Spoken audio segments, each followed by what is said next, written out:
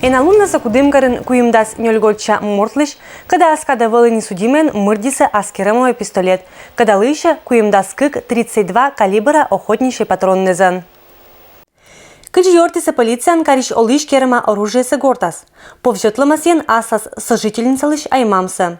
Вина никинес абуештама, но стража офтасе пукшедамаш, а оружиесы мырдемаш.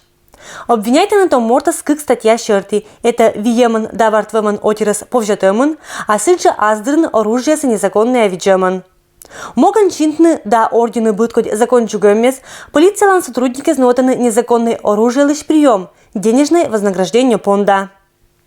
Для этого гражданину необходимо сдать незарегистрированное оружие либо боеприпасы в дежурную часть ближайшего отдела внутренних дел.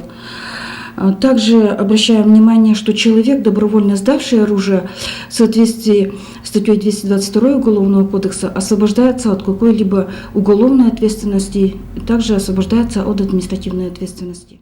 Лошадь нас керемовое оружие асыджа лыщины сетшим нас, ло не джир незаконный, но и опасный олан понда. Вермаз дойманы не только лыщищис, но и отир кадналоаса орчан сыгат. Мы верослоны сетшим оружие лытан озвермут однонекин. Что может произойти при выстреле?